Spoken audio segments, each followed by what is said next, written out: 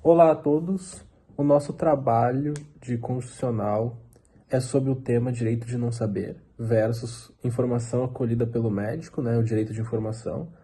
E nele a gente está num grupo de 4 pessoas, que é eu, João Costa, Caroline Rodrigues, Solange e Jaqueline. Bom, agora vamos começar pela introdução. O direito de não saber versus a obrigação de informar, no contexto de exames médicos, configura um tema muito complexo e instigante, envolvendo premissas éticas, jurídicas e bioéticas, de grande relevância. O caso que será analisado neste nosso trabalho refere-se a uma situação em que o paciente realiza um exame de rotina. Durante o procedimento, o médico descobre a presença de uma condição hereditária, que, embora não seja infecto-contagiosa, nem apresenta risco imediato significativo à saúde do paciente, apresenta uma probabilidade relativamente elevada de ser transmitida à prole, os seus filhos. Diante dessa descoberta, o médico opta por informar o paciente sobre sua condição genética. No entanto, a revelação da informação provoca sérios impactos psicológicos e abalos na estrutura familiar do paciente, que decide então ajuizar ação judicial contra o médico e o hospital, alegando que a comunicação do diagnóstico causou danos emocionais e prejuízos pessoais. Bom, dessa forma, vamos demonstrar os argumentos que evidenciam os fatos que a paciente alegou, demonstrando os argumentos que favorecem, em suma, o dever de cuidado, a ética médica, o direito do consumidor, o Código de Ética Médica e a Constituição Federal, entre outros argumentos decorrer do trabalho apresentado. Bom, agora vamos falar sobre o direito do consumidor. Então, o direito do consumidor pode ser relacionado ao caso, pois envolve relação entre o paciente, que seria o consumidor dos serviços de saúde, e a instituição hospitalar ou médico, que seria o fornecedor desses serviços. O artigo 2º do Código de Defesa do Consumidor trata que consumidor é toda pessoa física ou jurídica que adquire ou utiliza produto ou serviço como destinatário final. Embora o médico tenha considerado que a comunicação sobre a doença hereditária seria benéfica para o planejamento familiar, contudo, o artigo 6º, inciso 3 do Código de Defesa do Consumidor estabelece que o paciente tem direito a informações adequadas e claras sobre serviços prestados, considerando não apenas o conteúdo, mas a forma de comunicação. Nesse caso, questiona se o médico realmente garantiu que o paciente recebesse informação de forma apropriada e também cuidadosa, levando em conta o impacto psicológico que tal diagnóstico poderia causar ao paciente. Com relação ao Código de Ética da Medicina, o seu artigo 34 prevê que é vedado ao médico deixar de informar o paciente do diagnóstico, o prognóstico, os riscos e os objetivos do tratamento, salvo quando a comunicação direta possa lhe provocar dano, devendo nesse caso fazer a comunicação a seu representante legal. Portanto, o médico não levou em consideração que tal informação do diagnóstico poderia provocar dano, erro ou violação de direitos. A ausência de medidas de apoio emocional e psicológico para contextualizar o diagnóstico comprometeu o direito à saúde emocional e à segurança informacional, configurando, portanto, uma possibilidade de ressarcimento por danos. A jurisprudência do Tribunal de Justiça do Rio Grande do Sul, com base no dever de informação médica e na responsabilidade de médicos e instituições de saúde, reforça o entendimento que seria possível dano moral de ressarcimento.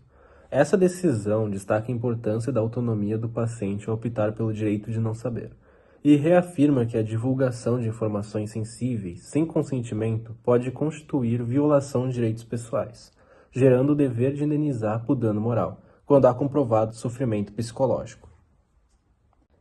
Bom, agora vamos tratar sobre o direito de não saber. Conforme o artigo 31 do Código de Ética Médica, o paciente não deve ser forçado a receber informações que não deseja. Por isso, significaria que ele não está dirigindo a sua própria vida. Diante disso, o direito é tipicamente discutido e reivindicado no contexto acerca da relação entre paciente e profissional médico. Como tal, o direito de não saber consiste na prática um direito de não ser informado, de informações indesejadas. Em uma sociedade pluralista e liberal, os indivíduos devem ter uma liberdade considerável para seguir o tipo de vida que consideram melhor. em busca de acordo com o liberalismo clássico, não deve ser limitada nem pelo apelo ao bem-estar do próprio indivíduo, nem pela suposta irracionalidade dos seus valores. Há também uma diferença entre a existência de uma obrigação moral e a existência de uma obrigação que outros têm o direito ou mesmo o dever de fazer cumprir. Porém, é considerável aceitar que todos têm o dever, no entanto, de constatar que é muitas vezes difícil dizer se alguém satisfaz o critério relevante da razoabilidade.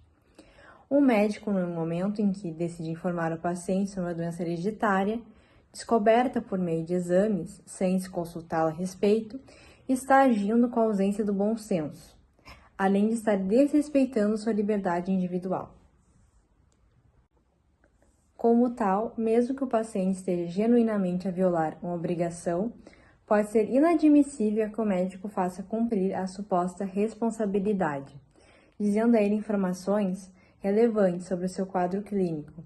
No caso, a doença hereditária, sem ao menos haver diálogo a respeito do consentimento da fala. Ademais, é também inaceitável que o médico moralize o doente, tentando fazê-lo se sentir culpado.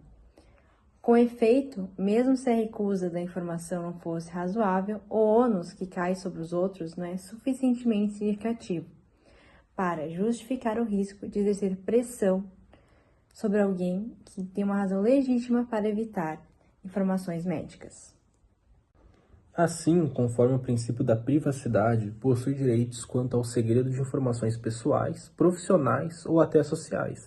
O artigo 5º da Constituição, inciso 10, ela considera inviolável a vida privada, a intimidade, a honra e a imagem de todos os indivíduos, assegurando-lhes o direito da indenização pelo dano material ou moral decorrente da violação. À vista disso, podemos dizer que o direito de não saber implica no princípio de Waldron, que afirma que é moralmente errado que os profissionais médicos interfiram com a minha escolha de permanecer ignorante sobre meu estado de saúde. Tal afirmação aceita a percepção da dignidade da pessoa humana como fundamento de legitimidade aos direitos fundamentais de cada ser. Nesse caso, o direito à vida, à liberdade, à intimidade, dentre os outros. Da mesma maneira, não há necessidade de compreender esse direito como absoluto. Assim, podemos querer acrescentar, por exemplo, que é moralmente errado os profissionais médicos interferirem, exceto em circunstâncias em que tal seja necessário para evitar danos graves a terceiros. Como não é o caso do paciente que possui a doença hereditária supramencionada, a qual não dispõe de natureza infecto-contagiosa, além de apresentar baixas chances de um possível efeito deletério e se manifestar no corpo do examinado. A respeito dos opositores do direito de não saber, eles não podem alegar apenas que os pacientes têm frequentemente a obrigação de adquirir conhecimento sobre a sua condição. Na realidade, eles podem ter o dever de saber e, ao mesmo tempo, um direito oponível aos profissionais de saúde, não receber informações que não desejam.